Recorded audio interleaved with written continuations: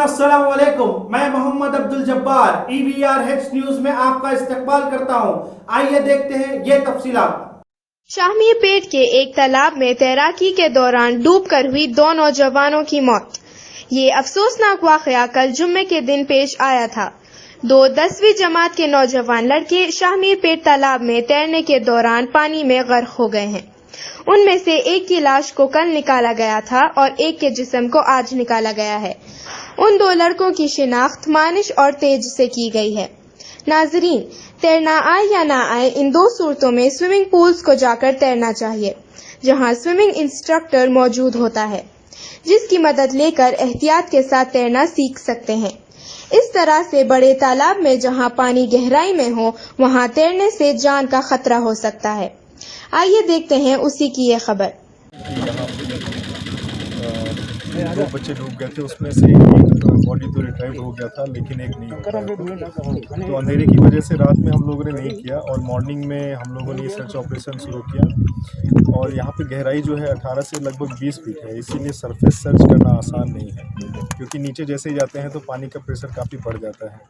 तो इसलिए deep diver के द्वारा ही हमने सर्च कराया और अभी कंटिन्यू मॉर्निंग में सुबह 6:15 से हमने सर्च स्टार्ट किया था और एक एरिया को मतलब सेंटर लेके उसके चारों तरफ सराउंडिंग गोले की तरह हमने सर्च कराया और उसी में बच्चे का जो बॉडी हमें ट्रेस हुआ। और डीप डाइवर सेट के बिना तो सर्च मुश्किल था और डीप डाइवर के द्वारा ही इसको निकाला गया। पूरा कितना टीम सर? हमारा 18% का टीम है और 2 बोट है हमारे पास में, एक डीप डाइवर सेट है।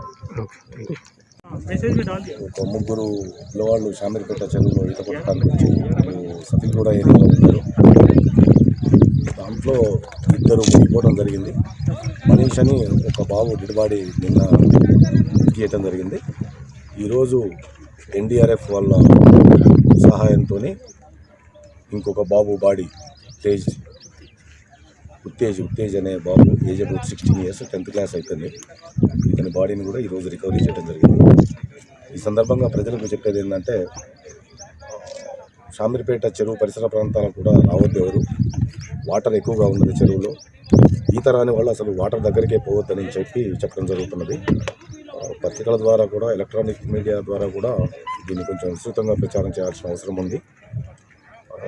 వేగనట్టయితే నిన్న ఇంకా 3వ బాబు కూడా చనిపోయేవాడు. అదృష్టవశాత్తు అక్కడ ఉన్న వాళ్ళు ఒకతన్ని బతికించగలిగారు.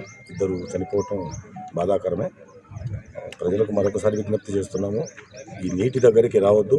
ఎవరైనా ఏదైనా విహారానికి అంటూ వస్తే కట్ట ఉన్నది, దేవుని గుడి ఉన్నది, అక్కడ ఏదో చూసుకోవాలి, కానీ ఇంత దూరం రావద్దని చెప్పి మనం చేయడం జరుగుతుంది. ప్రత్యేకంగా అభినందించడం జరుగుతుంది. పోలీస్ వాళ్ళు నిన్న సాయంత్రం నుంచి వాళ్ళు గాలింపు చర్యలు జరుగుతాయి. వాటికి ప్రయత్నం చేస్తే 11 గంటలకి పాటు